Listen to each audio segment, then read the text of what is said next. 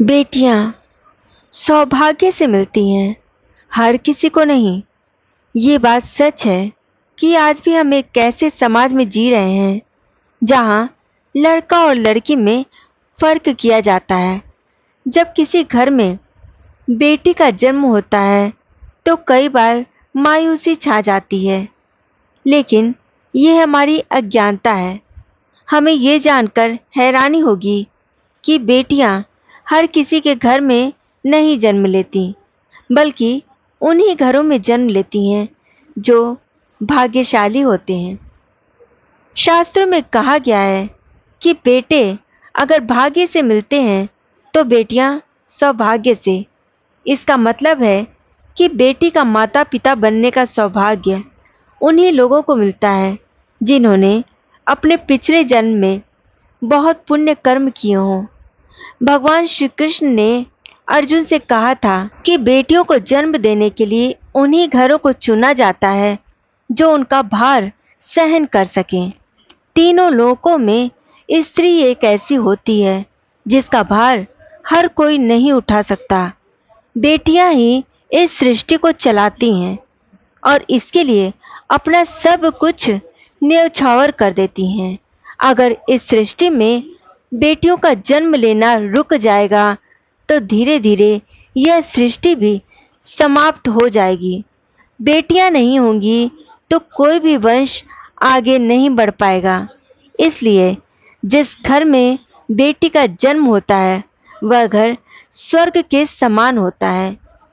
आपने भी कई लोगों को यह कहते सुना होगा कि बेटा सिर्फ एक कुल का नाम रोशन करता है, जबकि बेटी दो दो कुलों का नाम रोशन करती है। एक तरफ वह अपने माता पिता के घर के एक बेटी के रूप में अपने सारे कर्तव्य निभाती है, तो दूसरी तरफ शादी के बाद ससुराल जाकर एक बहू के रूप में पूरे परिवार का ध्यान रखती है। अक्सर ये माना जाता है कि बेटियां अपने माता पिता का पिंडदान नहीं कर सकती, लेकिन यह धारणा बिल्कुल गलत है। रामायण में भी इसका प्रमाण मिलता है। जब राजा दशरथ की मृत्यु हुई थी तो उनकी बहू सीता माता ने ही उनका पिंडदान किया था, जिससे उन्हें मोक्ष की प्राप्ति हुई थी। हमारे धर्म ग्रंथों में भी ये बात कही गई है कि बेटियां अपने पिता का पिंडदान कर सकती हैं। बेटियों को लक्ष्मी का रूप माना गया है और वे वास्तव में किस्मत की पहचान होती हैं। जिन परिवारों में एक से ज्यादा बेटियां होती हैं वे और भी ज्यादा भाग्यशाली होती हैं। बेटियां बोझ नहीं, किस्मत हैं। बहुत से लोग बेटियों को बोझ मानते हैं और उनकी शिक्षा पर पैसे लगाने से कतराते हैं, लेकिन यह सोच गलत है। एक बेटी अपने पिता पर बोझ नहीं होती, बल्कि वो तो अपने साथ अपनी और अपने परिवार की किस्मत लेकर जन्म लेती है। एक कथा के अनुसार दो दोस्त मिलते हैं। एक दोस्त कहता है कि मैं धन्य हूँ, मेरे दो बेटे हैं। दूसरा दोस्त कहता है कि मेरे घर में दो बेटियां हैं।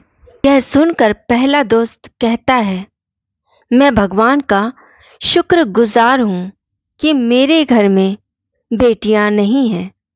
यह सुनकर बेटी की आंखों में आंसू आ जाते हैं, लेकिन वह अपने पिता के दोस्त से कहती है कि अंकल जी, भगवान हमेशा भगवान को ही बेटी देते हैं, गरीबों को नहीं।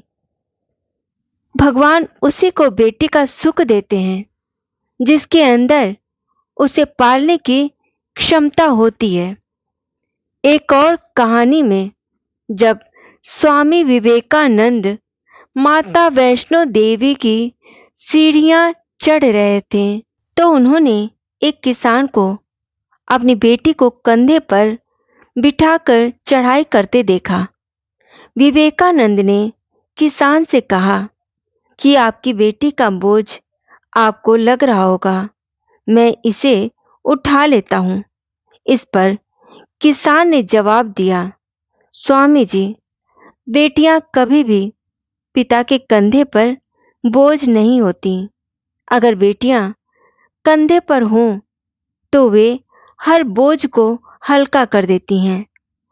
कौन से कर्म करने से मिलती है बेटी? करुण पुराण में बताया गया है कि आत्मा को जब नया जन्म मिलता है तो उसे अपने कर्मों के अनुसार व्यवहार करना होता है।